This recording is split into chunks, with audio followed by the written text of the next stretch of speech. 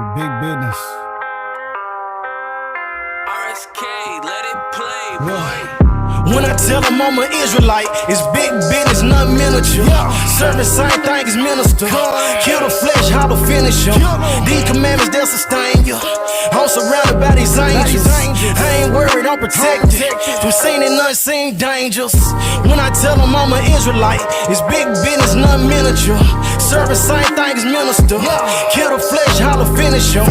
These commandments, they'll sustain you. I'm surrounded by these angels. I ain't worried, I'm protected from seen and unseen dangers. I wake up and say me a prayer, brush my teeth, babe, then I throw on some threads. Wash my face, grab a cup, pour me some yum, put on my backpack, then I'm off to the bread. I eat these devils for breakfast, gotta be careful. Whole lot of blood being shed in the streets. World is so wicked, I weep for the living, I drop a free cheer for the dead. All my white friends in my pocket, or either they loading onto this black card that I swipe. Say every time that I drop it, the verses be hitting more harder than problems of life. Rich, I collected 2 pennies from every person that willingly gave me advice. Being afraid can't exist in my spirit, I'm fearing no man but the Father in Christ. I put in work with the brothers, we stood on them corners from 10 to like 9 the same night, teaching our people the gospel, equipped with a camera, some posters, some speakers and mic. Every time that I see mama, she telling me, son, you gotta walk in the light. Christ, the bread of heaven, keep feeding my spirit, and I wanna low, not a slide.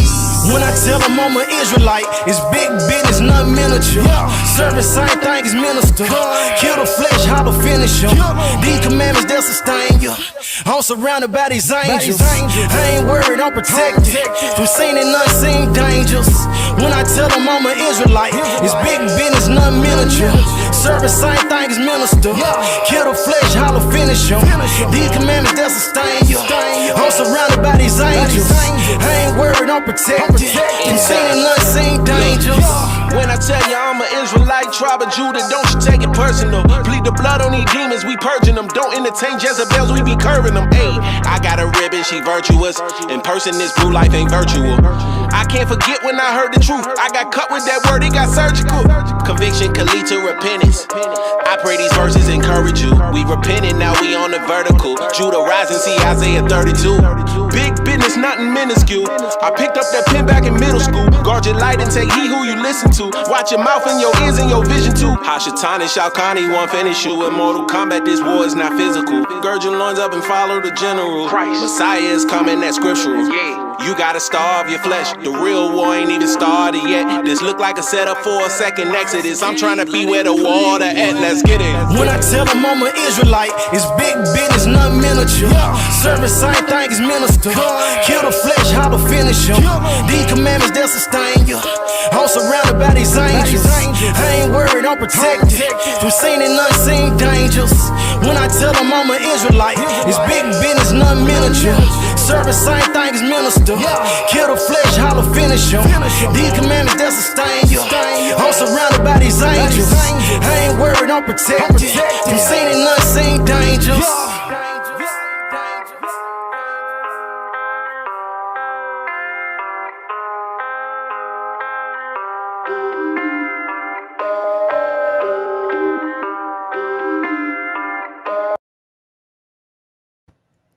Yo, shalom. You know what I'm saying? We back, y'all. Dealing with the Exodus, dealing with David Rohl and his take on it with the contextual plausibility. I showed the first part of this video last week, so we're going to finish up David Rohl. Like I said in my prior video, I was like, should I read his work or should I just let him, tell his side of the story and his narrative and his paradigm for himself? So I'm going to allow the video to speak for itself for David Rohl. But before we get into the video, you know how we rocking over here, man. 7 gang, source gang over everything. We got to read the fair use. Section 107 of the Copyright Act provides the statutory framework for determining whether something is a fair use and identifies certain types of uses, such as criticism, comment, news reporting, teaching, scholarship, and research. So we're going to be doing this for teaching, scholarship, and research. And I'll be giving commentary here and there on David Rohl's assessment of the information. For the most part, we will be streaming this brother's video on his proofs on the Exodus. All right, so let's get it, man. You know how we rock it, man. Hit that like button, subscribe to the channel. And with no further ado, let's get the show You'll rocking be and pleased to rolling. know round 2 is a lot easier to take on board, and it's very rewarding because now we're in the payoff. We are now going to deliver the payoff of the chronology, of the reworking of the biblical timeline in relationship to Egypt. So I'm going to go straight on to the visuals. We've got quite a bit to get through, and the idea is we're going to present different sections, stop for a little while, have a chat about it, then go back to the next section and work our way through so that we get questions and discussions in while we still can remember the subject material, okay? And then, of course, you're going to have a chance later on to have some Q&A. So if we can start off with the visuals. As you can see, the important thing on this screen is the question mark down there. It's not a statement, it's a question. Whether or not this Exodus is mythological, is it Harry Potter, or is it something more than Harry Potter? Do you, the basis of your faith and religion, is it a fairy tale, or is it something very real, very historical? Now, as an archaeologist and a historian, I can't deal with miracles. I can only give you the historical elements of the story. And that's what I'm going to do. And that's the framework upon which and the foundation upon which you base your faith. And as Tim said, it's all about reason. You cannot have a book that is the basis of everything you believe if you think that is not true. That's the point that we drive home here at the source. We don't only just tell you that we believe in it, we give you the history behind the book, behind our beliefs, behind our paradigm, behind what we teach here. We don't just tell you believe it, we give you contextual plausibility. We give you strong reasons to what we believe. We give you strong proofs, evidences to build our arguments here. And when we look at the Bible, we don't look at the Bible as a mythological work, a purely fictive work, Harry Potter, what have you. Just like David Rohl says, we look at it as an actual historical narrative, which the archaeological record bears witness to. Hence, the Hezekiah seal. Hence, the Tel Dan stele. Hence, the Meneptah stele. Hence, the British foot stele. And we can keep going and going. The Meshi stele. I mean, there's just so much proof on the Black obelisk, the Kirk inscription. Okay, the Lachish relief. Do I need to keep going? Like, it just goes on and on. The Elephantine papyri. So we can clearly see that the Bible is a historical narrative, and we treat it as such. All right, so I'm gonna let David Rohl, do his thing. If that's a fairy story. That foundation there is everything.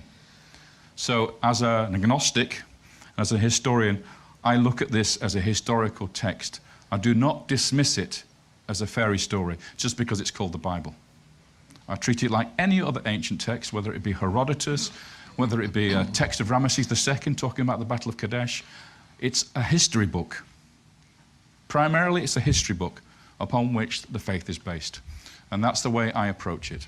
So, we've got a question mark down there, and I'm going to be able to take that question mark off and dismiss the myth and leave us with history. And we'll do that now with this new chronology that we've devised, so we have a completely new canvas to work with. We can now construct the story of the Bible in relationship to Egypt, in relationship to the archaeology, because we haven't got that terrible Shishak blunder anymore. Okay? So let's go. First of all, we're going to deal with the academic approach to this from the last 35 years or so, what we call the myth. This myth has evolved from scholarship, people looking at the material from an archaeological perspective, also from a theological perspective and a historical perspective. And the conclusion that most of these academics have come to is it's a history that never happened. It's an invention of the priests of later times, creating this pious myth in order to give somebody a foundation for their nation and their belief systems. Okay? But we're going to show that wrong. So you're going to get a few negatives here, and then we'll move on to the really positive stuff. Okay? So, the basis upon the whole thing is, of course, this gentleman here. We all know him, Yul Brynner, as Ramesses II, and his buddy, his best mate, Charlton Heston. This is what we grow up with. We've grown up with it for the last century virtually, since the cinema world began with the first black and white version of Cecil B. DeMille's film. But of course, he based the whole thing on what he was told by scholarship, which was that Ramesses II was the pharaoh of the Exodus and the oppression, and that Moses lived in the time of the 19th dynasty, which is when Ramesses was obviously reigning. And that was what we call the Ramesses Exodus theory. Now, a lot of conservative evangelical scholars would say, well, that can't be right, because if we look at the date, Ramesses II and Moses in this model. Hey, D. Red said, you know, folks gonna discount and dismiss David Rohl. Folks is gonna, who is folks? They're gonna discount and dismiss whoever we bring up, or whoever we invoke, or whatever argument we invoke. I don't make videos. We shouldn't make videos because someone doesn't like it or disagree with it. We make videos to make arguments and strong arguments and cement our point. David Rohl makes great arguments. He's a top of his class Egyptologist, and he brings great arguments and piecing together evidence in a very dark part of history and conflated part of history, which is known as Egyptian history. Which, if you read Ian Shaw's work on ancient Egypt, he tells you how conflated the timeline is, and how even Egyptologists amongst themselves have an issue with the timeline, and the chronology has been very, very tricky. So, David Rohl, he has his paradigm. He gives his line of evidence and his logic and reasoning behind the things he say. If anybody has a problem with David Rohl, I would want them to explicate why they have a problem with him, just instead of dismissing. See, black people are very dismissive for no damn reason, because we don't use logic and reasoning. Give me the reason why those people should, explicate why they don't agree with David Rohl. Is it because he says the Exodus doesn't happen in 1250 BC? Well, newsflash, there's no evidence that the Exodus happened in 1250 BC. That's why people that are biblical minimalists run towards 1250 BC and Ramesses II, because they know that. And he makes great and powerful, poignant points to show that actually the Exodus happened much earlier. And he uses Jericho as an example, which he's going to point out in this video. So you guys, strap in like New Jersey twerk, man. I'm strapped in. I can snap at any moment. Let's get it. Places the Exodus around 1250 BC. But that's not what the Bible says. The Bible has a different date, roughly 200 years earlier. And yet scholars have gone for this date simply because of the connection, the city of Ramses, which the Israelites built, that you find in the first few lines of the book of Exodus. And on that basis alone and nothing else, we have a 1250 BC date for the Exodus in scholarship. As I say, some scholars go for 1450 BC, which places the same event in the 18th dynasty, in the middle of the 18th dynasty, okay? So the question is, was this really when it happened? I would say no. And most of the scholars you're going to see here also say no. Not because they want to prefer the 18th dynasty date, because they didn't think it happened at all. Certainly not in the time of Ramesses. Now, the basis for this argument, this negative argument, you heard what he said? This place. The reason why they prefer the 1250 BC date, because they can make the argument that the Exodus never fucking happened. That's the point. And this is why people will dismiss him and others that have the same sentiment. There's a group of scientists that have the same sentiment about the earlier Exodus, which I subscribe to. I don't subscribe to the 1250 BC Exodus. It just doesn't make sense from a biblical narrative point. Again, we read in the Bible as a historical narrative, not as if it's Peter Pan or something like that. You understand? All right, so let's get it, man. Let's get back to it. Jericho.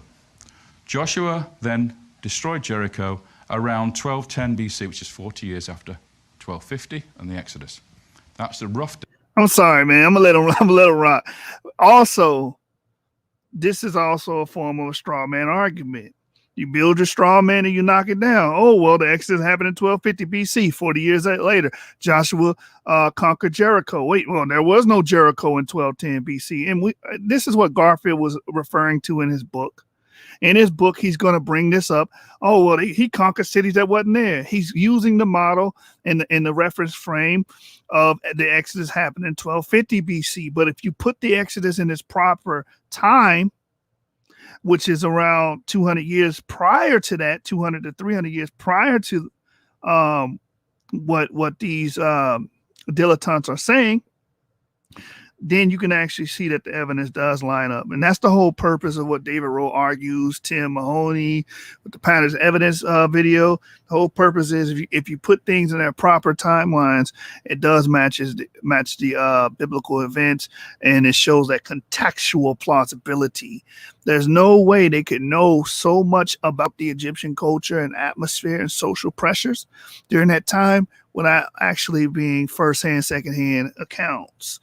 That's the point. But here's a difference between us and them. We actually read this stuff. You understand? We actually study. These people don't study. These people are cynics.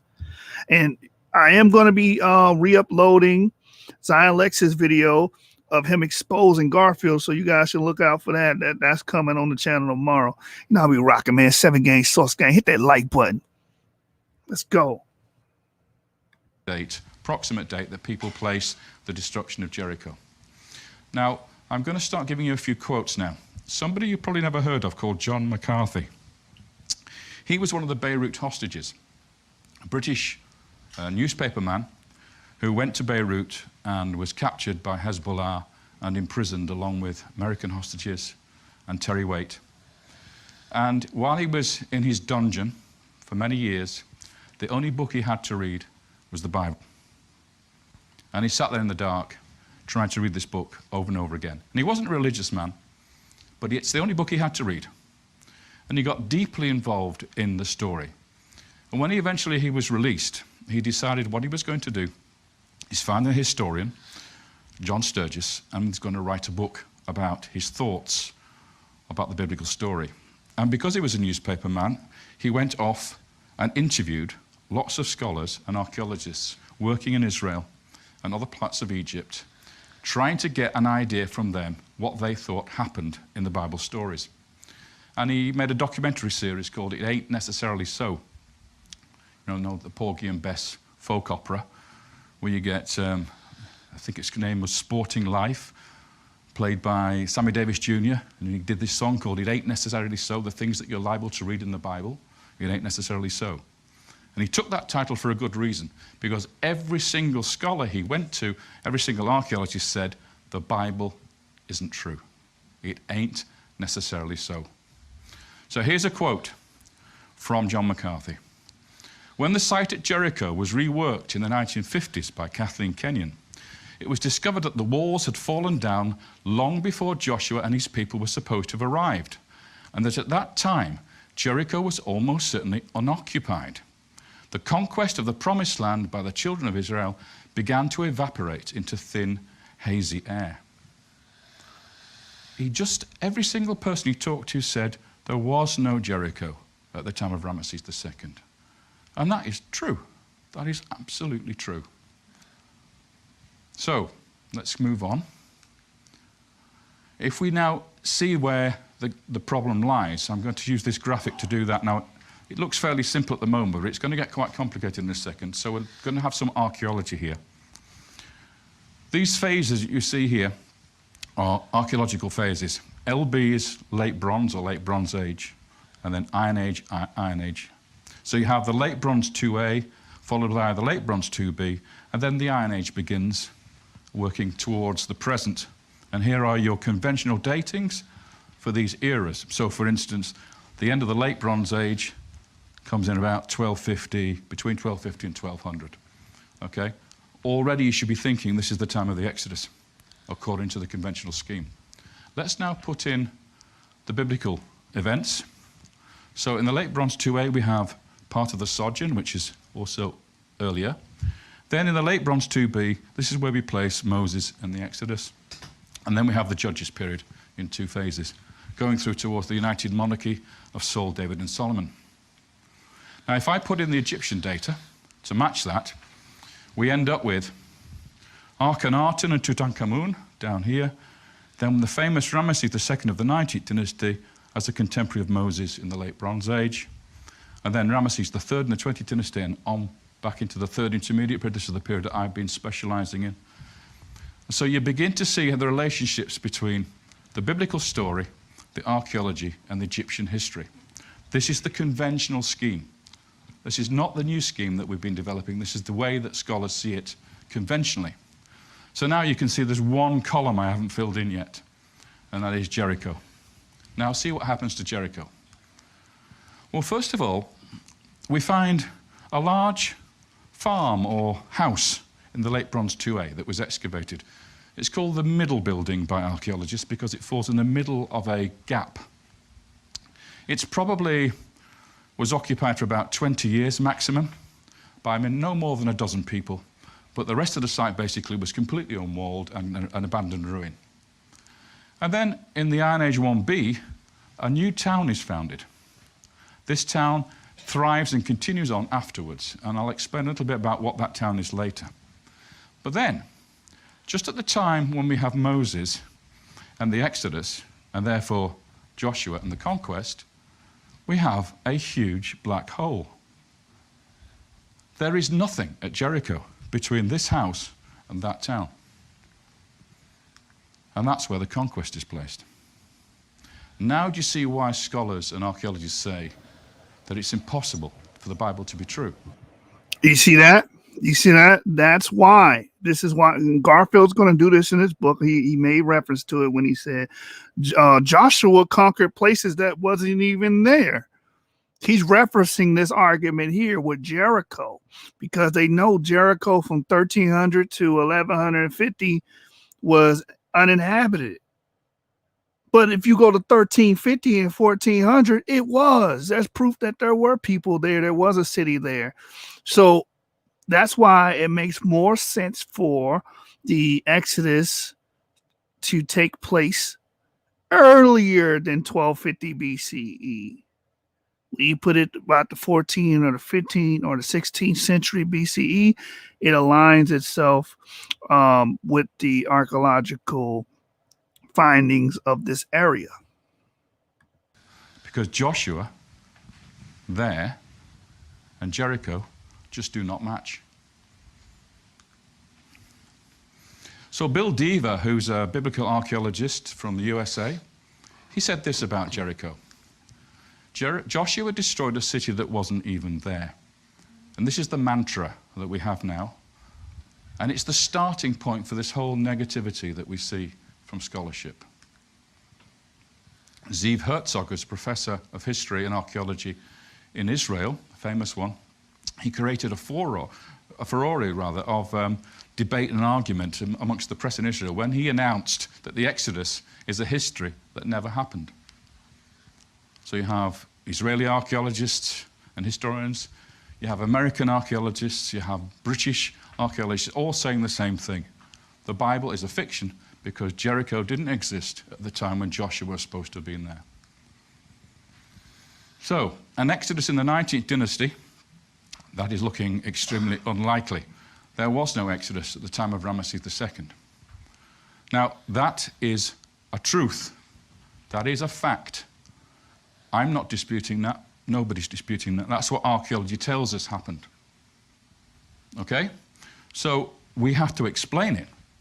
We can either say the Bible is a fairy story, or we have to be sensible about this and look for an alternative reasoning.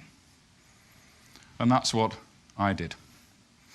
Let's look at what Finkelstein, who is the doyen of Israeli archaeology, has to say about early Israel. That's the formation of the state after the so-called conquest, which he doesn't believe in.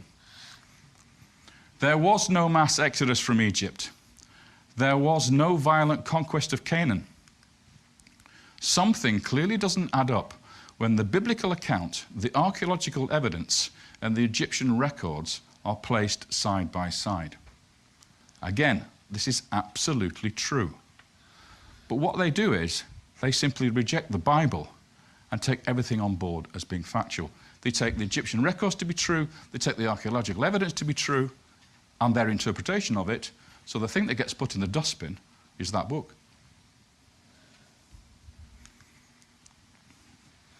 And when we see, and this is in the film, you'll see this later on, this remarkable interview between David Wolpe and Michael Medved. This is David Wolpe on this side. Your number one rabbi in the United States. This is what he had to say in the interview, and I find this quite extraordinary. Medved asked him, in 2001, Rabbi Wolpe, he created a national furor when his Passover sermon challenged the historical reality of the Exodus. Rabbi Wolpe, what did you say? And this is his response. The Exodus certainly didn't happen the way the Bible depicted it, assuming that it was a historical event of any description. I think that if you look at it scientifically, it's virtually indefensible to make the Bible's case. Remember, this is a rabbi speaking.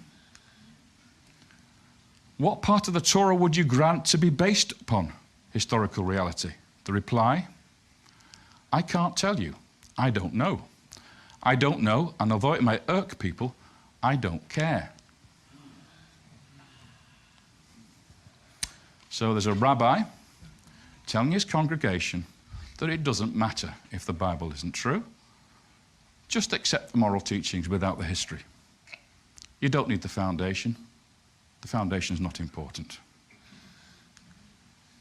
So, the academic conclusion to all this, and I've only given you a small set of highlights because there are a lot more quotes that I could have put in there. As there is no archaeological evidence to confirm or even support the stories of the Old Testament, it's logical to conclude that the Bible is a work of fiction. That is the academic position that we're in at the moment.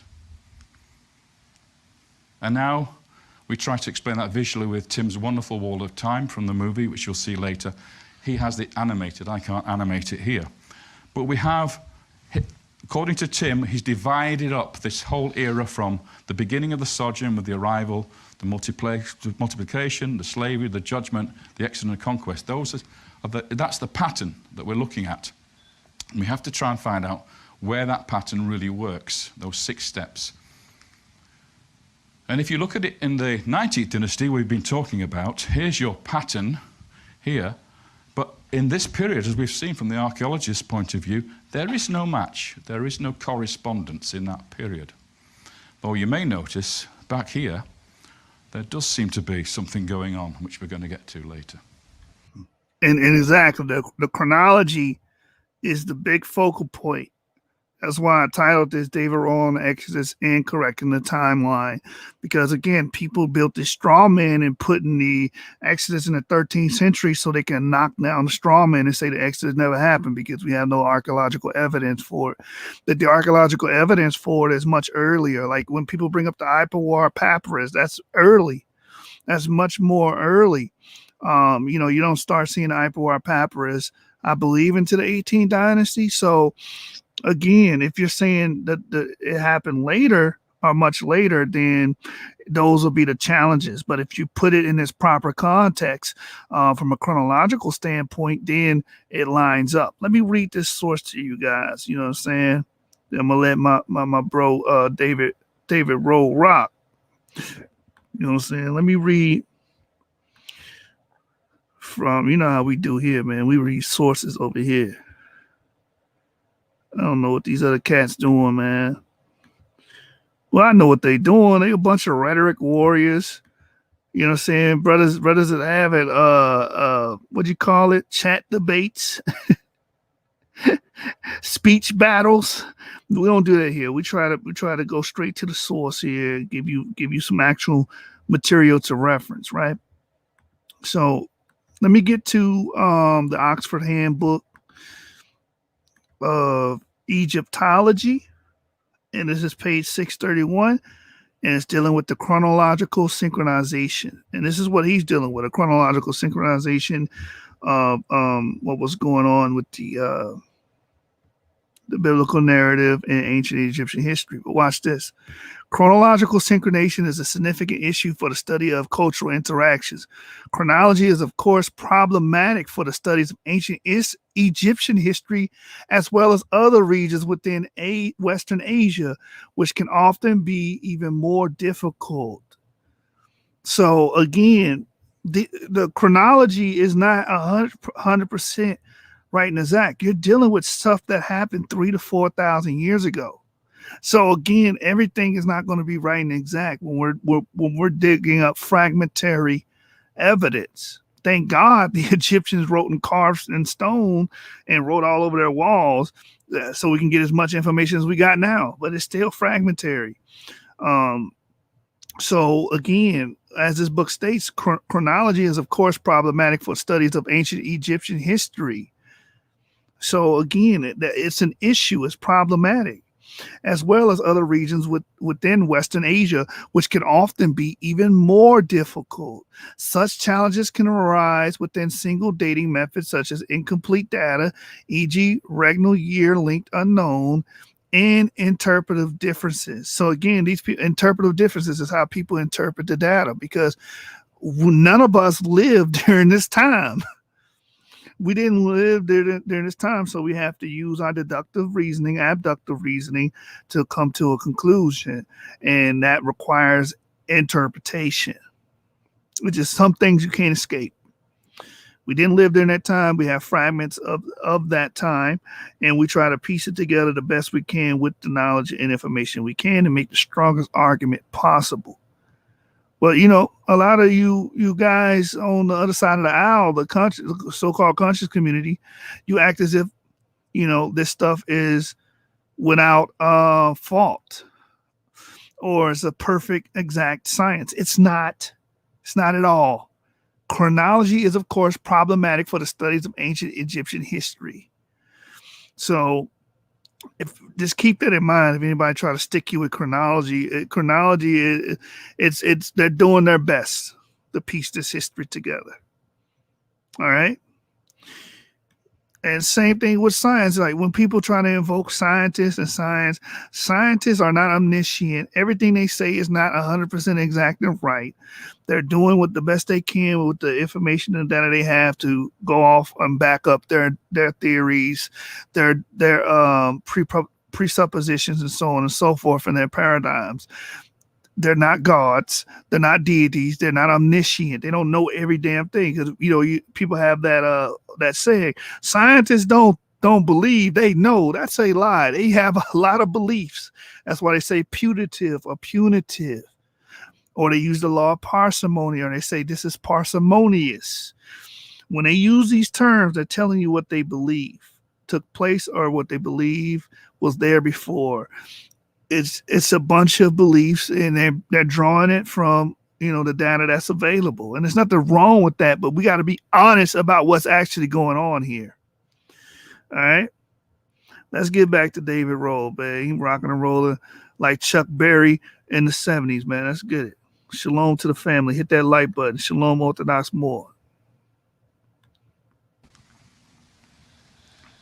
And then those scholars who want to have the 1450 BC date, the date that's actually in the Bible, the date from the time of the construction of the temple back 480 years, you get to this period of around 1450 BC, and we find ourselves now in the 18th dynasty of the New Kingdom, and again we have an exodus with nothing corresponding in the archaeological record in Egypt. And ironically, these two pharaohs are now, in those two models, the pharaohs of the Exodus. Ramesses II in 1250 and Pharaoh Thutmose III in 1450 BC. They happen to be the two most powerful, influential, and richest pharaohs in the entire New Kingdom history of Egypt. How likely is it, therefore, that in the most stable periods of Egyptian history, the Israelites destroyed the country, left it in complete destruction and abandonment, went off to conquer the promised land without the Egyptians making any effort to stop them?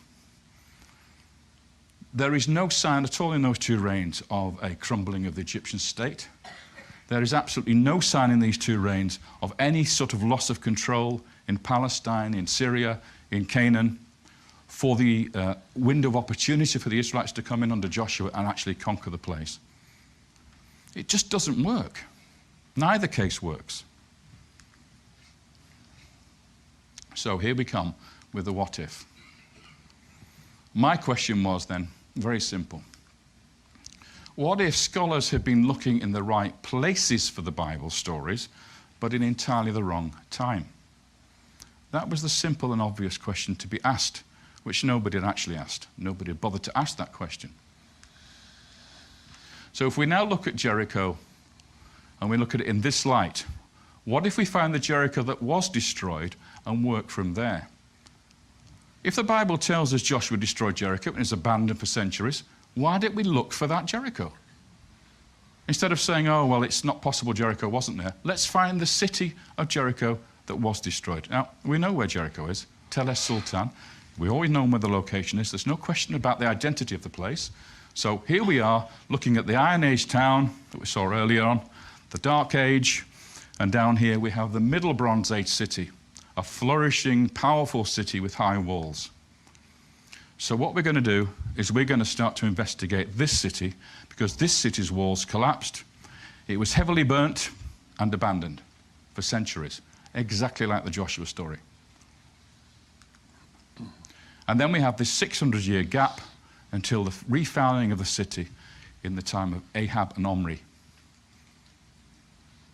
If you remember the story of Hiel, who comes and founds the rebuilt city of Jericho on the bodies of his 2 sons, one under the gates and the other under the foundations. So the question is, was this city the one that Joshua destroyed? The Middle Bronze 2B city?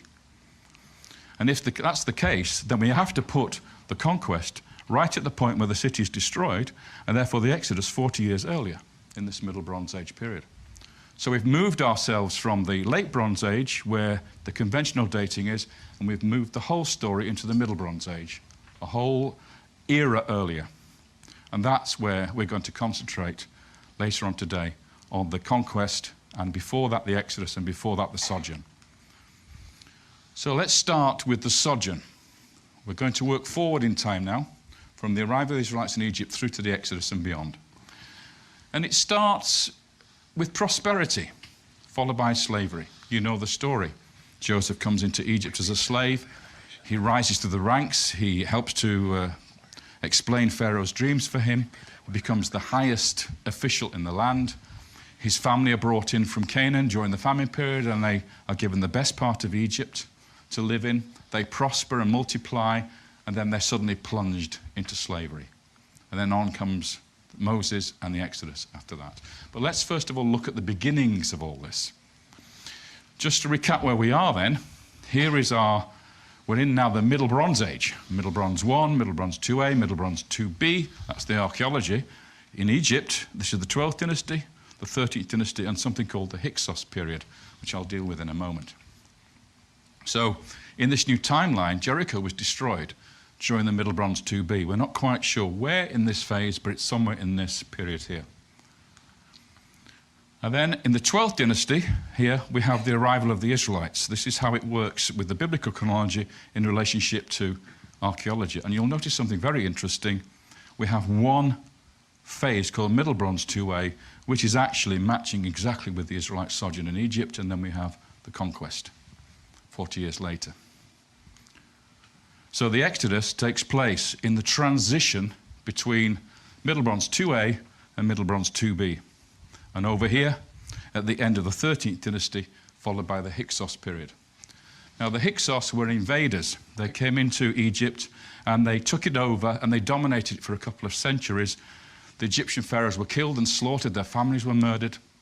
The women were put into slavery, and the women were actually buried along with the warriors who died. They buried the Egyptian female slaves next to them. They were brutal people. This is Egypt's punishment after the Exodus. This. So here is the arrival, here is the prospering, here is the slavery, here is the Exodus, and off to the promised land, and the conquest of Jericho. What you're saying is that the pattern of evidence was seeing that which the film is going to be, explaining, and is that in this middle Bronze Age 1 time period, the 12th dynasty, is when you saw it, and others, that there was this influx coming into brand the area. new people coming into the Eastern Delta. And they were allowed to be there. What BTEC They were, told me. yeah, exactly. They were under the invite of the Pharaoh, just like in the Bible. So when I was talking with Manfred BTEC, he said to me that these people were given an invitation to be here. In other words, it looked as if they were guests and allowed to settle in that land, matching, once again, the story, the pattern of the story. And there's your quote. Joseph then settled his father and brothers, giving them the land holdings in Egypt in the very best part of the country, which at this particular point in Genesis it says the region of Ramesses. Other times it says Goshen, just as Pharaoh had ordered. Pharaoh had given them permission to settle in the best part of Egypt, the richest and luscious part. And here it is. This is the land of Goshen. Photographed from the Austrian excavation dig house of Manfred BTEC, looking out on the fields where the Israelites lived. And that was then when I started to realize that we were looking for patterns of evidence. Let's start over and say, where does the pattern begin? And that began, for me as a filmmaker, the approach to take. And I could see that was the scientific approach. Mm-hmm. And so once we said, let's be free of the dating question, let's just look for the pattern, because of all the information that you know now about the questions about dating. Mm-hmm. So that gave us the freedom to look for the pattern. Sure. So let's actually follow this up now, just so you know where Goshen is. It's right there. So it's in the Eastern Delta. It's the nearest part of the fertile delta to Israel and Canaan. Okay? It's on the border of Egypt, effectively, and any Asiatics or Semites coming into Egypt would have settled in the nearest part to their own homeland. That's the area they were given. So what is this land of Goshen that later is called the land of Ramesses? Well, it's located in the Eastern Delta, as we've seen. It's in the nome the Egyptians call Gesem, okay, which is biblical Goshen. And it's by what we call the Pelusiac branch of the River Nile. That's the most furthest east branch of the River Nile. It's on the eastern side of the Pelusiac branch of the River Nile, at a place in this time now, in the Middle Bronze Age, which was known as Avaris. And it later became Pyramesse. The city was renamed at the time of Ramesses II, Pyramesse. And I suppose you want to ask that question now. Well, how did that happen? How come the Bible refers to it as Ramses? Well, it's a little bit like the Dutch founding New York. Seems reasonable to you, that statement, doesn't it? Did they found New York? No. They founded New Amsterdam. But we're perfectly happy with the idea of them founding New York.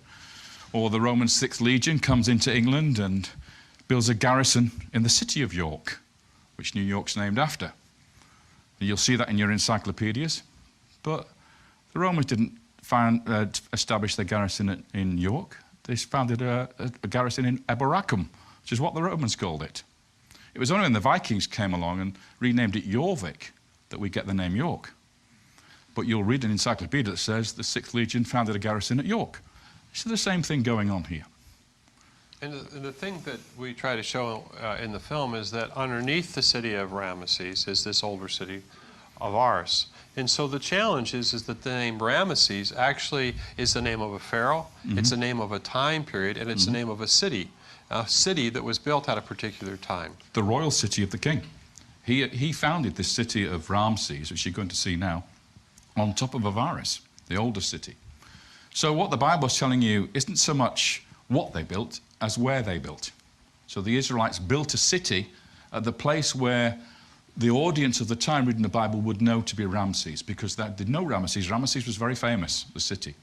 They wouldn't have known the ancient name for it, which was Avaris. So here, we're looking down on the very area we're talking about. And this thing here is what we call a tell, or a ruin mound. In fact, it occupied this entire area, but what happened was the farmers, the fellahin in this area, have been ploughing these fields and digging out the ancient site over the centuries, leaving only this last tiny bit of it left here. So this entire area was developed. And another city was found here underneath Cantia. So if I show you now the landscape as it was in ancient times, they used drill cores, about 850 drill cores, to establish that the river, Pelusiac River, the Nile, flowed through here one time. And it divided into two. So the original name of the town, or the village here, was Rowati, which means the mouth of the two ways, where the river Nile split in two, went off to the Mediterranean. And it's on these turtlebacks here, these islands, that they established the first settlement. And in the inundation season, of course, all this area would be flooded except for these sand islands that you see here. So they built the village on top of those. So we're in the eastern side, and I'll now show you the settlements. So Avaris, the ancient city, was built predominantly on this island and in this area down here. And later Ramesses, the focus of Ramesses, the city of Ramesses, was here with the royal palace. However, the southern district of Ramesses was built on top of Avaris. So the whole thing was one massive city in the 19th dynasty. But the Israelite city is this one, the earlier one, the Middle Bronze Age one. And here it is. And this is one of the photographs of the excavations a few years ago now, which have collapsed, as you see, and overgrown in this particular part on the main tell. Here's the village of Tel Edaba, which is the name that Tim mentioned earlier. Tel Edaba means the mound of the hyena, and this is the village, basically, which sits on top of the ancient Israelite city. That's what it looked like when it was being excavated in the 1960s, this particular part here, and you can see them digging down and revealing all the important archaeology under this tell. And we managed to reconstruct the actual complex here and the buildings, etc., as we found them from archaeology, from the reports. What you have is the Egyptian enclave with nicely plastered houses. You have the royal palace and the private temple of the king facing the Pelusiac branch of the Nile, and then behind it, this massive Semitic poor area where the Semites lived in this area. They also lived across the river here, but we didn't reconstruct that. But this was the main area of the town, and it turned out to be one of the biggest cities in the ancient world. It was actually more than 1 mile by 1 mile square in terms of its size. Huge population. So, the Middle Bronze II sea city of Avaris, the Middle Bronze Age city, this is the only real candidate for the era and location of the Israelite sojourn as handed down in the biblical tradition. There is no other one. This is when we have the large population of Semites. These people, as you'll see in a little while, live there for a while, they expand, they become slaves. There's some terrible disaster hits the place, they all leave. 40 years later, Jericho's destroyed. If we look at the excavations, I'll now show you what the Israelites of that time looked like. Here they are, the Austrians are excavating. You'll notice that they're digging down less than a couple of feet before they reach the levels, because the farmers have ploughed the rest away above, leaving us just the foundations. Here's a typical pair of Israelite graves. Because there are no stones in this area, because it's the delta, they use mud bricks to build their graves, and they are pits in the ground lined with bricks with a vaulted ceiling. This has been dug away, but this would have been an arch ceiling running across the entire grave here. This one has been dug out, so this one is still to be excavated. This one is open, and I'm going to show you the interior of one of these graves now. You'll notice that the body is lying on its side. Now, Egyptians are not buried on their sides, they're buried on their backs, with their hands down like that. And if you're a pharaoh, like that. And if you're a queen, like that. Okay? But an ordinary person would be buried on his back, usually in a coffin. This guy is on his side with his knees up in what we call the semi-fetal position. This is very much a trait of Semitic peoples from Canaan. This is how they buried the dead. And then along with the dead, they have pottery, which tells of the date, archaeological date of the burial. Now, some of the wealthier tombs had remarkable things in, like, for instance, this magnificent bronze, what we call duckbill axe head. So it's like a duckbill axe because it's like the beak of a duck. It's also called a fenestrated axe because it has these two holes here. But this is a very typical Middle Bronze IIA axe or weapon. And of course, we have typical Canaanite pottery. This is a storage jar from the Middle Bronze IIA. So this is how we date when this burial took place, or when these burials took place. Another thing we find a lot of is tiny little vessels called tel al-Yahudiya ware, about the size, that size, which is usually for ointments, perfumes, etc., for the ladies. It's typical only of this period.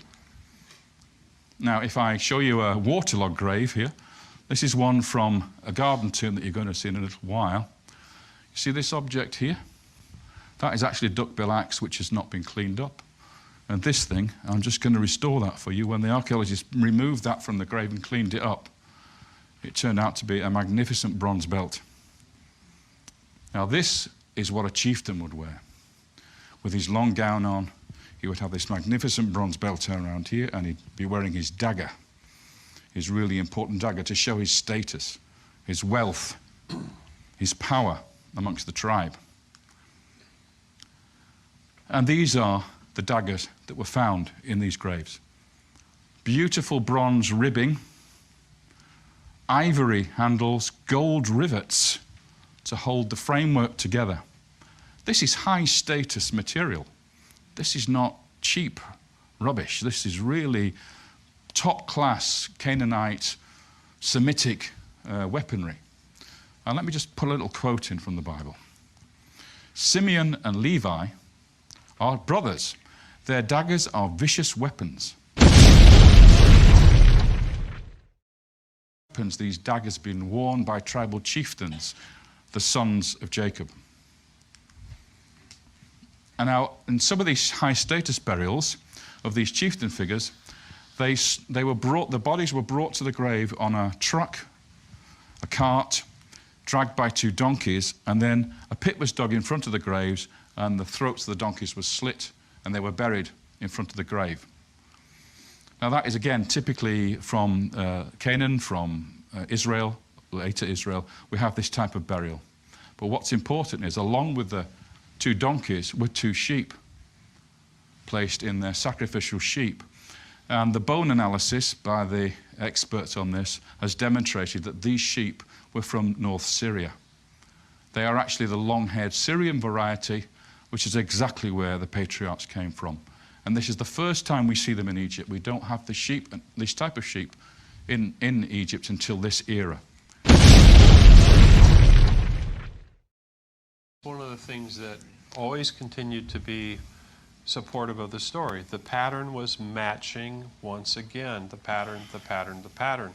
And I think that it wasn't just, I was surprised by some of the other, people who've looked in this. They haven't really thought much about the verses and looked at it and said, well, what are the clues you would look for? And once again, the pattern, when you start to add up all the pieces, the pattern really started to make sense to me. Because I didn't want to make a film that was off track. I was trying to understand, something that was valid, that was legitimate. And we had numerous other scholars that have looked at this and said, yes, this matches the story of the time. But you asked Beat at the question, what were these people like? And he told you they were shepherds. Yes. And yet he still didn't identify them as the Israelites. Right. He called, did he say proto-Israelites? Well, no, he doesn't use that word. Oh, no, he wouldn't use that word. So they can't see the wood for the trees. It's essentially what he's saying. Mm-hmm. Now, if I'll move on because we're getting a little bit time compressed here. So let's move on to Joseph, shall we? This is the historical events behind the tradition of the sojourn. Well, just before the time when I placed Joseph's arrival, we start to see Semites coming into Egypt. This is from Beni Hassan, and they are wearing, yes, you've got it, multicolored coats. This is the only time in Egyptian history we have visual art of Semitic peoples entering Egypt wearing this type of colored coat. In the new chronology, they wear white coats with trim on their sleeves and around their necks. They don't wear multicolored coats. So again, man, dropping back-to-back bombs. The multicolored coat attestation and the story and narrative of Joseph is just giving you more historical and contextual plausibility. Contextual plausibility. Because how would they know that?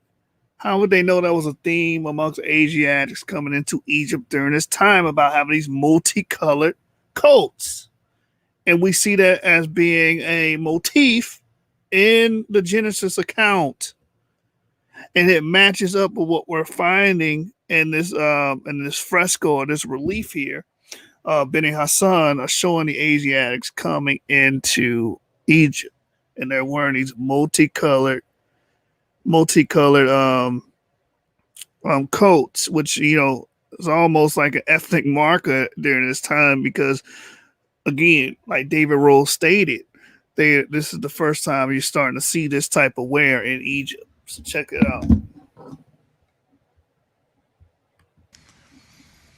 And here is the leader of the brigade coming in, the 37 people, I would call them Midianites.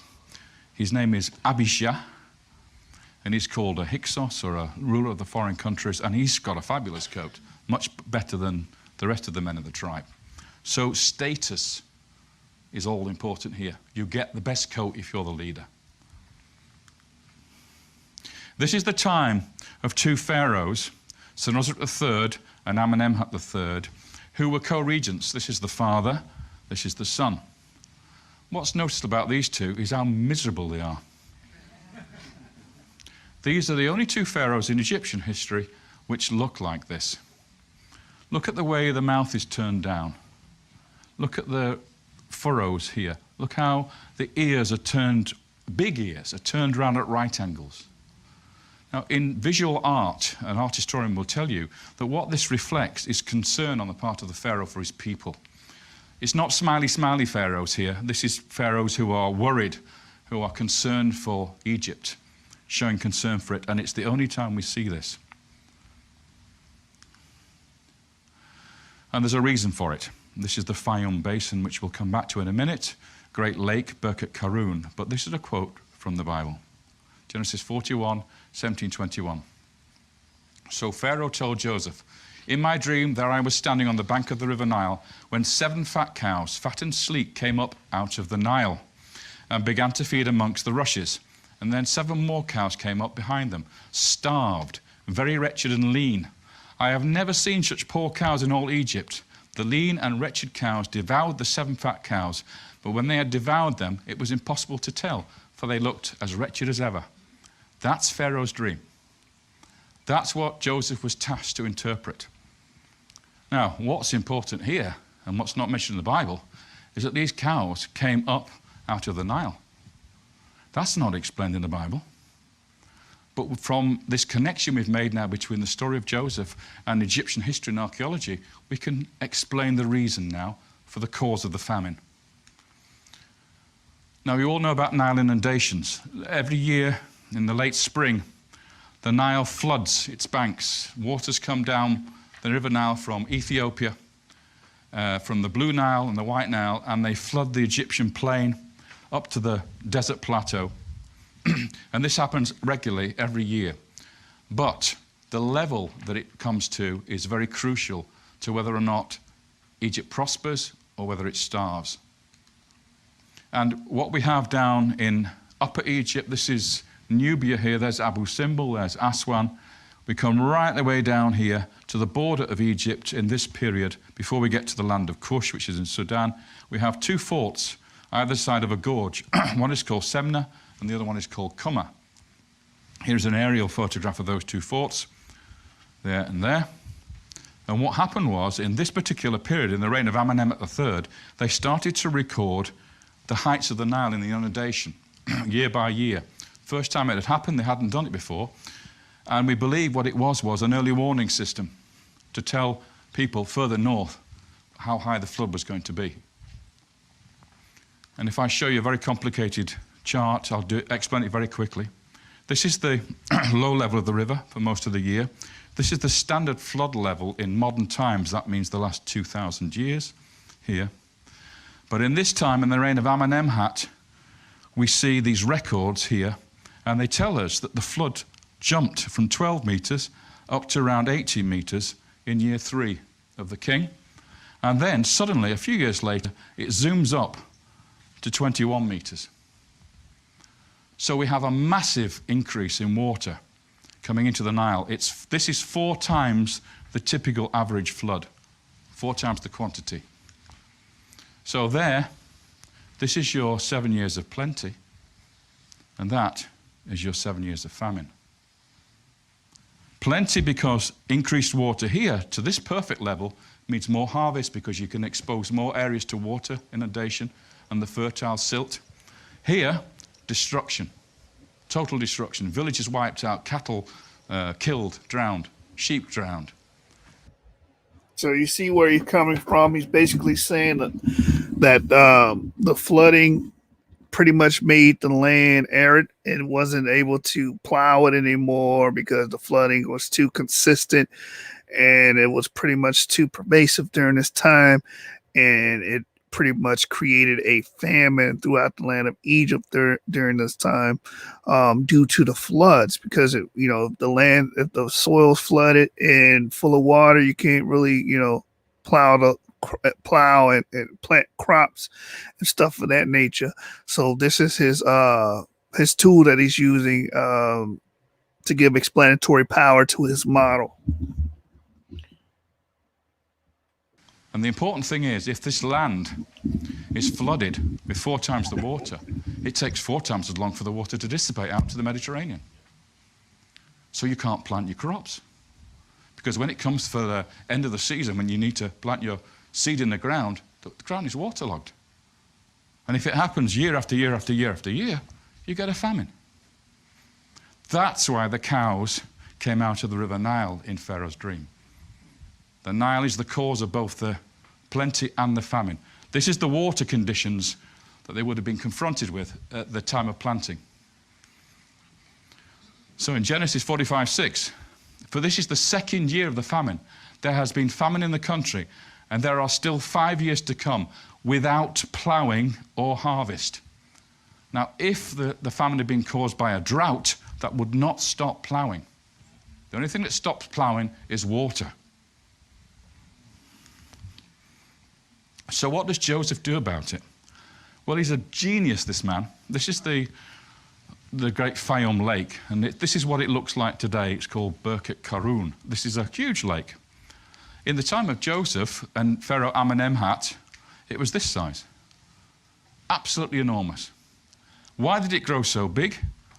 Well, because of this canal that was dug from the Nile to siphon off 50% of the floodwater into this sump, to take away the potential for disaster further north. So he devised this canal, or somebody devised this canal, to divert 50% of the water. King Amenemhat was so pleased with this operation, he actually built his pyramid right on this canal at Tawara. He regarded this as the most important thing that had been achieved in his reign. And the name of the canal? Bar Yosef, the waterway of Joseph. So Pharaoh said to Joseph, since God has given you knowledge of all this, there can be no one as intelligent and as wise as you. You shall be my chancellor, which means vizier, and all my people shall respect your orders. Only the throne shall set me above you, the 2nd most important person in the land. So what do you do with the 2nd most important person in the land? Well, as he gets older, you pension him off with a beautiful house in the land of Goshen, and you can say, you can retire here with your children and your grandchildren and be blessed. You've done your duty for the kingdom, and now you can relax and take it easy. Now, unfortunately, we don't hear much about that in the Bible until Joseph's on his deathbed, where he gathers together the brethren and he tells them, I'm not going to be here for much longer, and I know that one day you will leave Egypt and you will go to the promised land. You make sure you take my body with you. You be sure, you promise me now that you'll take my body with you. So let's find Joseph in the land of Goshen. We start with Jacob, because in the famine, in the 2nd year, Joseph arranges for Jacob and his family to come and settle in the land of Goshen. And in this field, Jacob built a house. This is the reconstruction from the movie of Jacob's house. It's what we call a Mittelsaal house, which is the earliest form of the so-called 4-roomed house or Israelite house. If I put a plan up, you can see that it's basically an open room or courtyard surrounded by other rooms here. These are possibly for animals to be kept in this area, but the main part of the house was this here, Mittelsaal house. It comes from North Syria, this design. It comes from the area where the patriarchs originated. This is the type of house you would expect a patriarch to build in Egypt. And of course, Jacob was a patriarch. And then, after a while, that house, according to the archaeology, was knocked down. The owner of the house had died, and it was decided to build a palace on top of it. And this is the floor of the palace that was excavated by the Austrians. What you see here is a mud brick floor which was painted white, and then you have the settings here for 2 stone bases for wooden columns to hold it up. It was basically a very, very nice audience chamber, and I'm going to show you the reconstruction from the movie again now of that Egyptian-style palace, but it wasn't built for an Egyptian, it was built for a Semite. Possibly the vizier, the northern vizier. When we look at a plan, this part over here was added later. The original facade was here, along here, and this courtyard was added later, including these 2 suites here, and a new entrance here. But the original part of the house was this here. This is the shot you just saw of the 4 column bases and the mud brick floor. This was the audience chamber to receive visitors. This was his personal washroom, and this is probably his robing room here. And this, believe it or not, was his bedroom.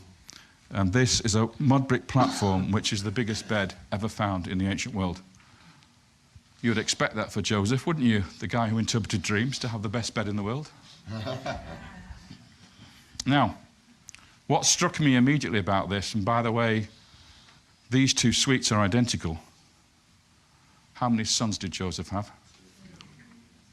So when they were growing up and were getting their first wife, he built 2 apartments for them, exactly the same. No arguing. You can't have a bigger one than him. You must both have the same size apartment. And, significantly, the original facade of Joseph's palace had, you guessed it, 12 columns, representing the 12 brothers, 12 tribes. In the back garden, and this is now the palace over here, this is the model that the Austrian excavators built for the palace. You'll see a series of tombs, and I suppose you're already ahead of me. There are 12 of them. 12 main tombs, subsidiary ones, possibly for wives here, but 12 main ones. Each one had a tree planted in front of it. But you'll notice number 12 is rather different to the rest. Number 12 is a pyramid tomb. Here you see that pyramid tomb at the back of the garden, dated at the same time as the palace here. The ones that you see along the line here, and these ones are slightly earlier. By the way, those daggers that I showed you earlier on came from these tombs. Now that pyramid tomb is what we're going to concentrate on now. This is the photograph before they started to excavate down into the tomb. What you see here is a platform made of mud brick, and then on the front, a base for a chapel. So you have a pyramid with a chapel in front of it. As I say, they haven't started excavating, and now the plan of it looks like this. Here's your platform base for the pyramid. Here's your chapel. And underground, underneath the pyramid, we have a mud brick vault where the burial took place. I'll explain what that is in a minute. Here they are digging down into the burial chamber, and this is all they found inside. A few broken bits of limestone, and that strange thing. I'll show you the excavation of the actual tomb itself. Here we see this man in the blue galabeah standing in the corner of the tomb. That's the chapel over there. There's the fragments of limestone and this large group of heavier limestone here. That is what we're going to concentrate on in a minute. And looking in the other direction, here is that object again, looking from the chapel towards the burial chamber. And in the burial chamber, all you've got is this piece of limestone and 2 more pieces of limestone from the same object. Completely empty.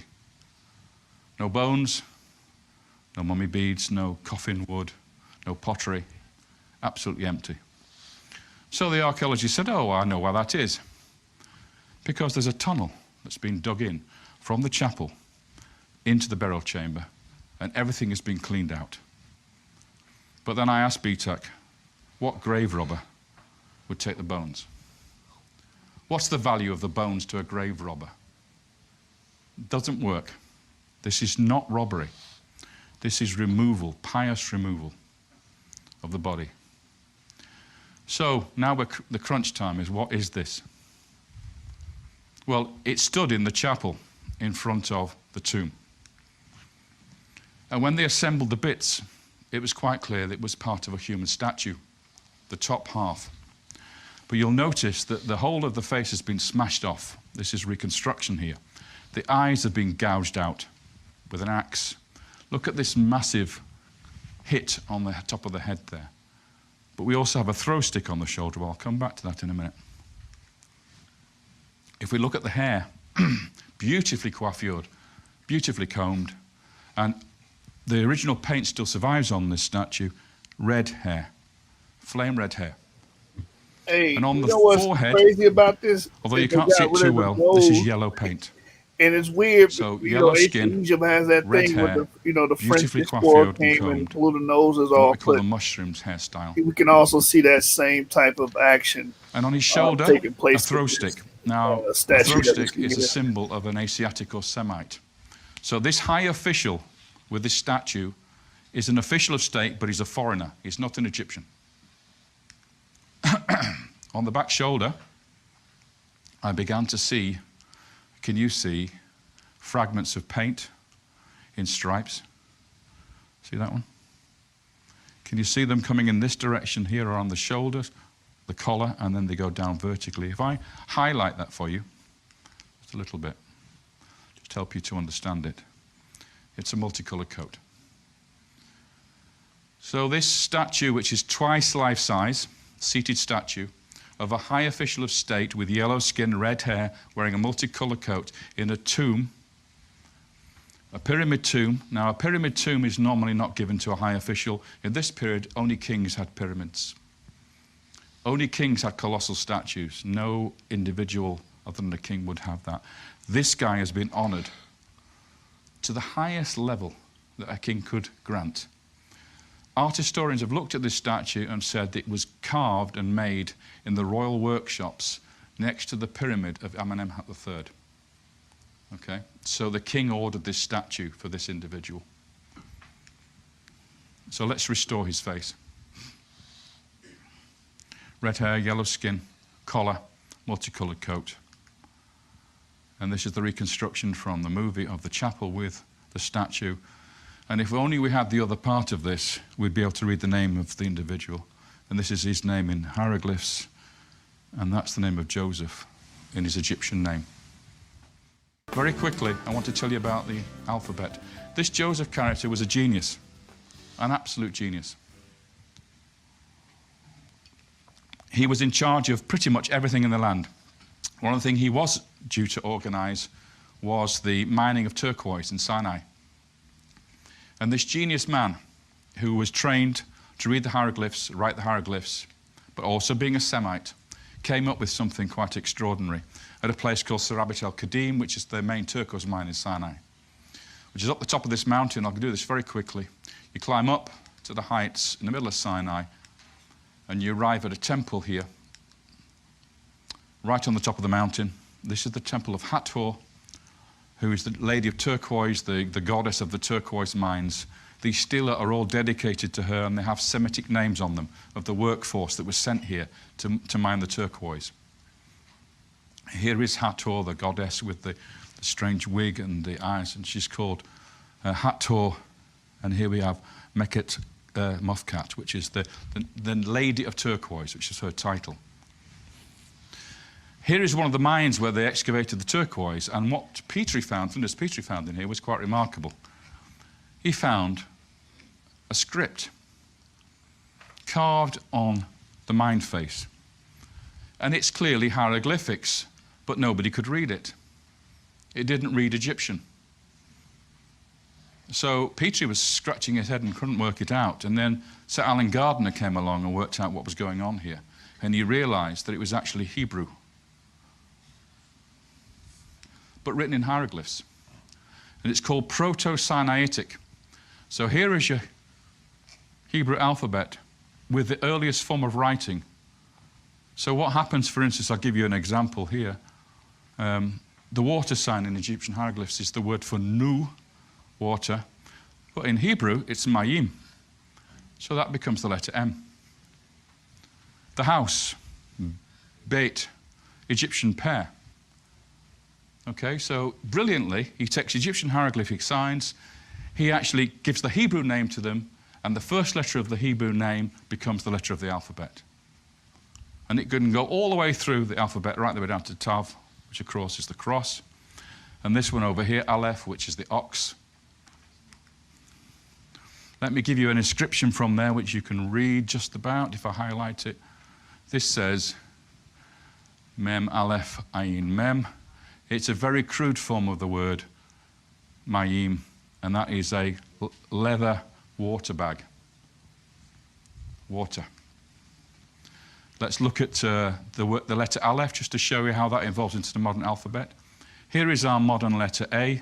You can do this with all the letters of our alphabet. This is it in Phoenician, rotated 90 degrees with the cross member breaking through the diagonals. And this is it in Proto-Sinaitic from this particular cave. And if I now put the details in, it's an ox, Aleph. So we get our modern alphabet through Proto-Sinaitic, through Proto-Canaanite Hebrew, through Phoenician, through Greek to our modern alphabet. That's all down to Joseph. Joseph gave us our alphabet. And the reason why you believe it's Joseph, why do you think that that's the case? It requires it to be a Semite with a superb education, who was an administrator, who could write in hieroglyphs, but wanted to develop a script for writing Hebrew. Now, I would have originally thought of Moses, but we now find that these inscriptions are dated to the late 12th dynasty, which is before Moses. So it has to be somebody else. And the only person I can think of capable of doing that was the man who was the most important official in the land of the pharaohs, the vizier, capable of doing all this, who was a Semite, who lived in that palace in the eastern delta. It's logical to assume that it must be Joseph who did this. So I'll get on to Moses very quickly. Who was the pharaoh who raised Moses in the palace? So here's the text, famous one from Exodus 1. Then there came to power in Egypt a new king who did not know Joseph. Joseph had died.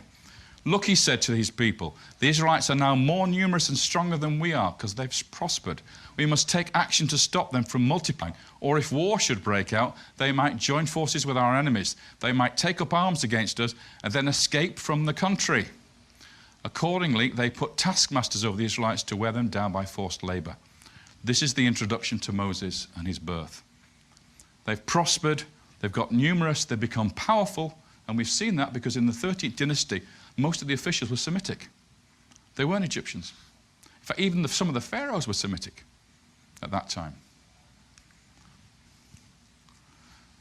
One of the most telling and saddest things about the archaeological excavations at Tel Adaba Avaris is they found hundreds of tiny graves. These are mud bricks here, so that's a little baby. All over the site. Now, in most ancient sites, infant burials represent around 25% of the cemetery population. In other words, 1/4 of most graves you find in the ancient world belong to infants, 1 year old or less. In this site at Avaris, infant burials represent 50% of the total cemetery population. There is a massive doubling of the number of infant burials. And then, with the remaining adult population that are left over, of the remaining adult burials, there are 3 females to every 2 males. That tells me that these infants are mostly male, because there's a skew in the population. These slaves go from being 50-50 male and female to a strong bias towards female in adulthood. And we know what that story is. Now, there is a writer, a Jewish historian called Artaparnas of probably Iranian extraction. We believe he might have been from Persia. And he actually wrote a history of the Jews for the Greek pharaohs, the Ptolemies. And his history was placed in the Alexandrian Library. Then, of course, later on the Christians came along and burnt it to the ground, and we lost his original manuscript. We've never been able to recover that. However, other people, other scholars, quoted from him extracts from his History of the Jews. And he tells us the Pharaoh who raised Moses in the palace. Even though the Bible just says Pharaoh, he names him. Now remember, he's writing in Greek for his Greek masters, the Greek pharaohs, the Ptolemies. This is what he calls the Pharaoh who raised Moses. Chenofres. Three elements. Chenofres. We can translate that back into Egyptian as Cha-Nephre, or Cha-Nofre. That is the name of just two kings of ancient Egypt. One in the Old Kingdom, which doesn't count, and this guy. Cha-Nephre Sobekotep IV is one of only two kings in the entire history of Egypt with this prenomen. In other words, the coronation name. So this is the name Artapanos gives to the pharaoh, and we can identify him with this king called Sobekotep IV. Here he is. He's the most powerful pharaoh of the dynasty, the 13th dynasty. Here are statues of him from Karnak. He is the 29th ruler of the 13th dynasty. I'm very quickly going to show you his position. But he probably had a summer palace like this one at Avaris, where he would have met, or Moses would have been raised, and then perhaps in the confrontations of the Exodus, this had been the place where those confrontations would have taken place. If you look at the site again from a different angle, you can imagine, here's Pharaoh's palace and the temple. You can imagine the princess bathing in the water here, or coming out to bathe in the water here. And down here, the baby Moses being placed in his basket, and then the water taking him towards the palace where he would have been found by Pharaoh's daughter. When you get the archaeological evidence, you can start to see the story evolving and working. So Moses was then raised in the palace of Chenofres. He would have been an educated man, learning hieroglyphs, etc. Here we see a fragment of the Royal Canon of Turin, which is a king's list of the pharaohs. And here we get this last sub-dynasty that enslaved the Israelites. Sobekotep III, we have a Brooklyn papyrus with slave lists with Semitic names in there. And then we have Neferhotep, a very powerful king, and Sobekotep IV, who was the one who was the father, stepfather rather, of Moses. When he died, there's the start of the 13th dynasty. When he died at the bottom of the papyrus, the 29th king, we come to the next column over here. We need to be looking for the Pharaoh of the Exodus. So if I go 45 years down, it's approximately 45 because we don't have the exact dates, we come to this little fragment of the papyrus here and the name Dudimose. Remember that name, because he's the Pharaoh of the Exodus, not Ramesses II. This nobody. This guy who nobody's ever heard of. He's virtually the last king of the 13th dynasty. And it's his time when this happens, according to Manetho. Have you heard of Manetho? He's the Egyptian priest who wrote a history of the Egyptians, who mentions, quoted in Josephus, who mentions this. And this is quite striking. In the time of a king called Ptolemaeus, remember he's writing in Greek again for the Ptolemies. Ptolemaeus is Dudimose. In his reign, for what cause I know not, a blast of God smote us. And God here is in the singular. You would expect an Egyptian to be writing, and the gods smote us. But he doesn't. He refers to one God smiting the Egyptians. And he continues, and Kai in Greek, which means what follows on from God smiting. Unexpectedly, from the regions of the east across the Sinai, invaders of obscure race marched in confidence of victory against our land. By main force, they easily seized it without striking a blow. And having overpowered the rulers of the land, they then burned our cities ruthlessly, razed to the ground the temples of the gods, and treated all the natives with cruel hostility, massacring some and leading into slavery the wives and children of others. That is the punishment of Egypt. That is post-Exodus, the invasion of the Hyksos, coming into Egypt, being able to take over the land without striking a blow. There is no army to defend Egypt. Why? It's at the bottom of the sea. Otherwise, Egypt would have been defended by the army. And at this very moment, at the city of Avaris, Teledaba, in stratum G1, the Austrians came across scores of pits in the ground, shallow pits, with bodies thrown in on top of each other. Look how this guy's leg, lies across this guy's chest. This one is flat on his back. That one's on his stomach. Here's another example. This guy's just literally been tossed into the grave and his arms fallen forward. Betak, the excavator, says what happened in Egypt at this moment was a terrible plague struck the place. And the people died. And they had to bury them in emergency burials for fear of contamination of the survivors. And right afterwards, the entire Asiatic quarter of the city I hope y'all vanished. getting that. They simply closed. You hear all that contextual plausibility? Like, this is what I was saying, man. If you put the events in the right perspective and the right timeline, it adds up with the Bible. And that gives it contextual plausibility. It's lining up with what they're finding in the ground. He showed you these bones being thrown, which many of us knew in the community already. And B-Tech was saying, hey, they were trying, it was a plague going on. They were doing these emergency burials. You see the children being buried, matching up with a lot of our male children were being persecuted during this time. And there was a sex bias because the females starting to outnumber the males in ancient Egypt. So when you go to this period, the Middle Bronze Age, and you start to line up the events like David Rohl is doing, it gives a strong argument for the biblical narrative. Their doors and they left. And for a period, we're not too sure how long, maybe 5 years, 6 years, the place was left to the drifting sand.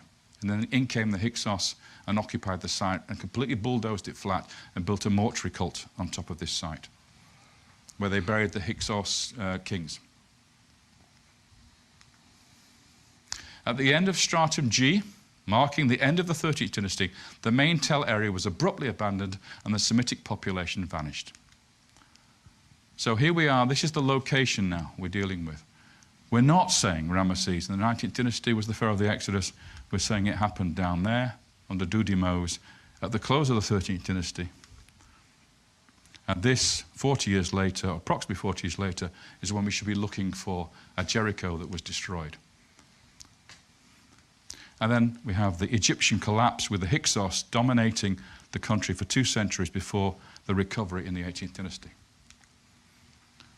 So, we're not going to deal with where they went, because that's for the next film. So I'm going to very quickly jump forward to the conquest. And I should be able to wrap this up within the time we've got left. So remember our chart.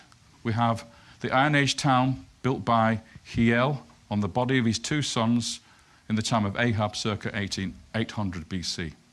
Then we have, going backwards, the 600-year gap at Jericho.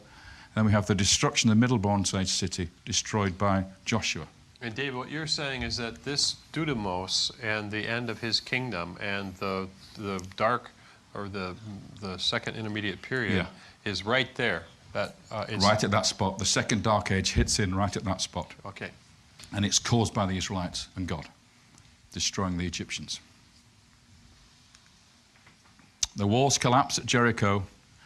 There's heavy burning of the site, and the site is abandoned, as I say, for 600 years, just as in the biblical story. Joshua 6, 20 and 26. When the people heard the sound of the trumpet, they raised a mighty war cry, and the wall of Jericho collapsed then and there. At once the people stormed the city, each man going straight forward, and they captured the city. And at that time Joshua made them take his oath before Yahweh. Accursed before Yahweh be the man who rises up and builds this city. On his firstborn will he lay his foundations. On his youngest son he will set up its gates. Exactly as happens with Hiel in the Iron Age. 2 children as foundation deposits for the building of the new city in the time of Ahab and Omri. And very powerful, just as in the Bible. Again, more contextual plausibility, historical plausibility, because just as the Bible stated, Jericho will be destroyed and it will not be inhabited. The curse be the man that inhabited. And we see a gap of inhabitation. So just as the biblical narrative, depicted it, it's how the archaeological record is reflecting these events. Very powerful information by David Rohl.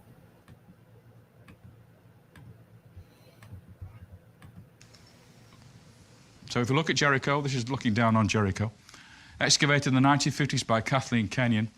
I'm going to take you to this trench that she dug. She dug several trenches, but this is one that I studied myself. Here is the trench during the excavations. You see she dug right down into the tell. Here's me examining the stratigraphy, because when you cut down into a trench, you can see the different layers, one on top of the other.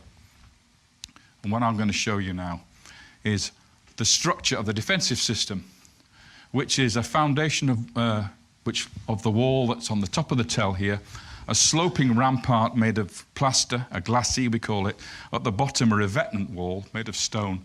And so it's virtually impossible to attack this monstrous structure, these high walls that you see at Jericho in the Middle Bronze Age. Let me put together on top of that the existing structure, which has now disappeared. So you have the revetment wall made of stone at the bottom, you have the plastered slope, glacis here, and you have the city wall at the top. And when Kathleen Kenyon excavated this, she found the wall had collapsed and had rolled down and was ended up at the bottom. The mud bricks from the top wall ended up at the bottom. The walls came tumbling down. And then they set the thing alight and burnt the whole city to the ground.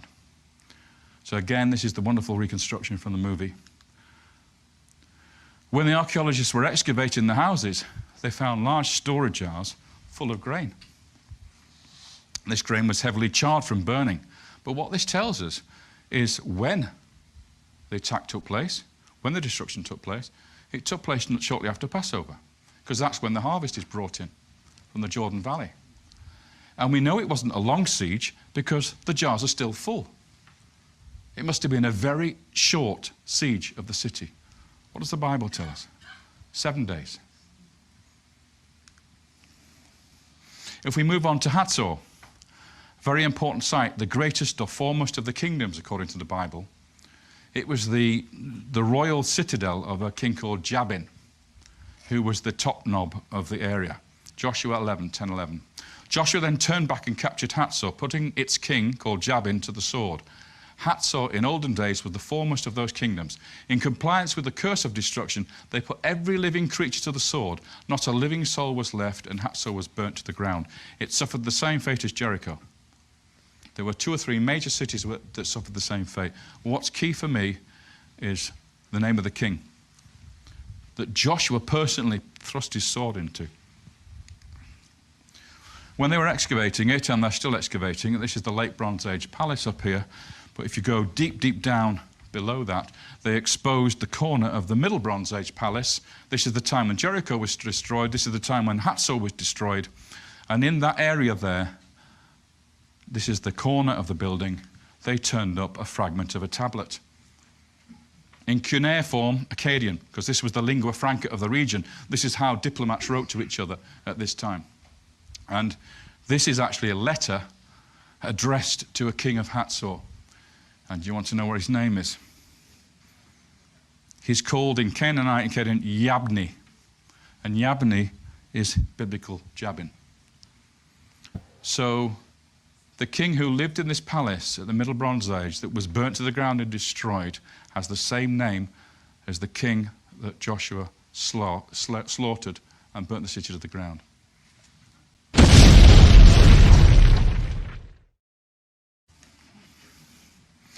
I'm going to finish now with a very, very important site, Shechem. Here is the great Migdol fortress of Shechem with a great Cyclopean wall sweeping around. The temple of Baal Berith, Lord of the Covenant, the foundations are here, facing east. And in front of it, in the courtyard, this has been excavated away. It was originally all at this level. Standing in front of the temple is this big white stone. If we look at it from another angle, as I say, this has been excavated, so this is actually modern support here. It was originally all at this level. There is the temple of Baal Berith, the great Migdol temple. There is the standing stone. If I reconstruct it using the reconstruction from the movie, you get a better impression. David, what is this near? What 2 mountains is this near? Oh, they are called Gerizim and Nebal. Is that right? Ebal. That being Gerizim on that side. So we have the oak tree, we have the tower temple, the Migdol temple of Baal Berith, the Lord of the covenant. We mustn't say Baal because it doesn't mean Baal, the evil Baal. This is the word for Lord in this particular case. The covenant of Abraham we're talking about here. And the standing stone. Who set the standing stone up? Joshua. So there is Joshua's standing stone in front of the temple, still there to this day in the reconstruction I'll show you later. Sometime later, about 100 years later or so, there was a king of Shechem called Abimelech, and he was a pretty bad character, and he decided to attack the city and kill everybody in the city. And this is a reconstruction of the fire of destruction which burnt this temple to the ground. And this is the text from that.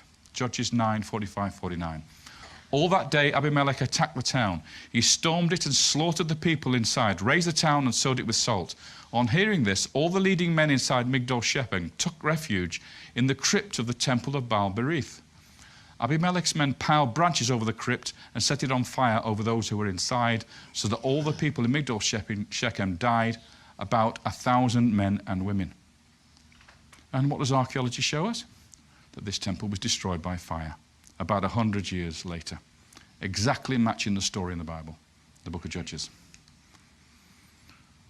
So, this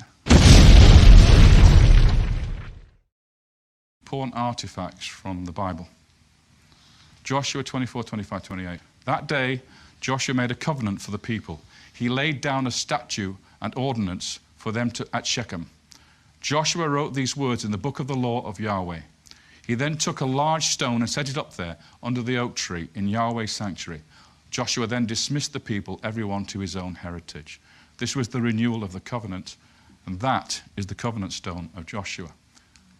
If you go to Nablus today, ancient Shechem, you see that standing there, stone daubed in Intifada graffiti by the youths, and then painted over in yellow paint to cover what they've written on it. Standing there forlorn, not recognized by anybody. The Israelis don't recognize it. The archaeologists don't recognize it for what it is. It's so obvious what it is, but of course, it's 300 years too early to be Joshua's standing stone. So it can't be. Now there cannot be the temple which Abimelech destroyed and burnt to the ground. So, let's look at our wall of time one more time. Now, when we didn't have any matches over here, in the 19th dynasty or the 18th dynasty, suddenly we have a perfect match between the arrival of Joseph and Jacob in the Middle Kingdom towards the end of the 12th dynasty. The growth and multiplication of the city of Avaris so it becomes one of the biggest cities in the ancient world, teeming with Semitic peoples. Suddenly a slavery comes along. A change of dynasty happens where you get this sub-dynasty of major strong pharaohs who are native Egyptians who decide to enslave the population. We see it in the bones of the burials. We see it in the children, the infants that are buried, the massive increase in the burial of infants. And then we see the death pits at Avaris. And suddenly the whole population of Semites leaves the city and disappears. And then immediately following that, the Hyksos arrive, invade Egypt, and literally take over the place for 2 centuries, brutalizing the Egyptians. And finally, 40 years afterwards, in the Middle Bronze Age here in Canaan, we have a destruction of Jericho, where the walls fell down, where the city was burnt to the ground, and was abandoned for 600 years, where Jabin was killed at Hatzor, where the site of Shiloh was founded for the ark for the very first time, and where at Shechem we find the covenant stone of Joshua erected by the leader of the Israelite tribes. I don't know how I can make it more factual than that. I don't see how anybody could ignore that evidence. I really don't. But that's what we have, and that's the fight we've got to fight, because the evidence is there. It's now a case of persuading everybody to look seriously at this model, because it gives us the answers we've been looking for. Thank you. All right, that's it, man. David Rohl, man. He came with the punches. like I said, man, everything he brought up was strong argumentation. The stone slab, Shechem being burnt down in fire, just like the biblical narrative. King Jabin and the inscription found at that locality where Jabin was said to be in the Bible. It just, all poignant, powerful points that was made. Like we saw in the first part about Panea, Pa Panea being his name, and going back to Anku, the one of the most famous viziers in Egyptian history, and Joseph connecting Joseph with that person was just, all of it's been powerful. Like I said, I could have just read his book. His book is Egypt Myth or History that he wrote, and it was published in, I think, 2015, 2016, somewhere around there. And I thought about it. I was like, well, there's footage of him saying the same thing that's in the book. So let me just give y'all guys the actual video footage of him saying these things, for educational scholarship research purposes. And there you have it. If I can, glean anything else from David Rohl, I will be sharing his video. And also Peterson, I'll be showing their information on here as well. All right, so if y'all missed it, rewind the video. You know how we rock, man. 7-gang source gang over everything. And it's not a debate. It's a stick up. Let's get it.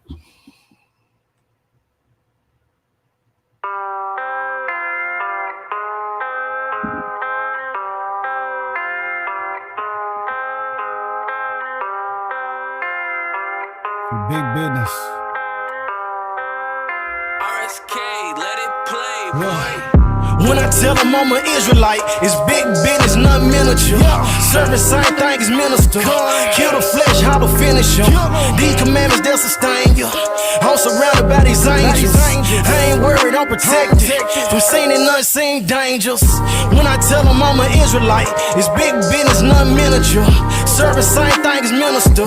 Kill the flesh, how to finish them. These commandments, they'll sustain you. I'm surrounded by these angels. I ain't worried, I'm protected from seen and unseen dangers. I wake up and say me a prayer. Brush my teeth, babe, then I throw on some threads. Wash my face, grab a cup, hold me some yum. Put on my backpack, then I'm off to the bread. I eat these devils for breakfast, gotta be careful. Whole lot of blood being shed in the streets. World is so wicked, I weep for the living. I drop a free cheer for the dead. All my white friends in my pocket, or either they loading onto this black card that I swipe. Say every time that I drop it, the verses be hitting more harder than problems of life. Rich, I collected 2 pennies from every person that willingly gave me advice. Being afraid can't exist in my spirit. I'm fearing no man but the Father in Christ. I put in work with the brothers. We stood on them corners from 10 to like 9 the same night, teaching our people the gospel, equipped with a camera, some posters, some speakers, and mic. Every time that I see mama, she telling me, son, you gotta walk in the light. Christ, the bread of heaven, keep feeding my spirit, and I wanna low, not a slide. When I tell them I'm an Israelite, it's big business, not miniature. Serving same thing as minister. Kill the flesh, how to finish them. These commandments, they'll sustain you. I'm surrounded by these angels. I ain't worried, I'm protected from seen and unseen dangers. When I tell them I'm an Israelite, it's big business, not miniature. Serving same thing as minister. Kill the flesh, how to finish them. These commandments, they'll sustain you. I'm surrounded by these angels. I ain't worried, I'm protected from seen and unseen dangers. When I tell you I'm an Israelite, tribe of Judah, don't you take it personal. Bleed the blood on these demons, we purging them. Don't entertain Jezebels, we be curving them. Ayy, I got a ribbon, she virtuous. In person, this blue life ain't virtual. I can't forget when I heard the truth. I got cut with that word, it got surgical. Conviction can lead to repentance. I pray these verses encourage you. We repented, now we on the vertical. Judah rising, see Isaiah 32. Big business, nothing minuscule. I picked up that pen back in middle school. Guard your light and take heed who you listen to. Watch your mouth and your ears and your vision too. Hashatan and Shalkani won't finish you. In Mortal Kombat, this war is not physical. Gird your loins up and follow the general. Messiah is coming, that's scriptural. You gotta starve your flesh. The real war ain't even started yet. This look like a setup for a second exodus. I'm trying to be where the water at. Let's get it. When I tell them I'm an Israelite, it's big business, not miniature. Serving same thing as minister. Kill the flesh, how to finish them. These commandments, they'll sustain you. I'm surrounded by about these angels. I ain't worried, I'm protected from seen and unseen dangers. When I tell them I'm an Israelite, it's big business, nothing miniature. Serving same thing as minister. Kill the flesh, how to finish them. These commandments that sustain you. I'm surrounded by these angels. I ain't worried, I'm protected from seen and unseen dangers.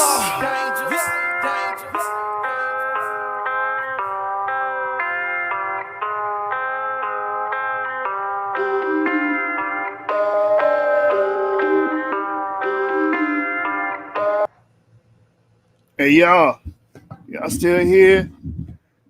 Hit that like button. Well, before you leave, go to ZionLexTV.com. Zionlex TV on YouTube. He's going in on Garfield's pseudo book. You understand?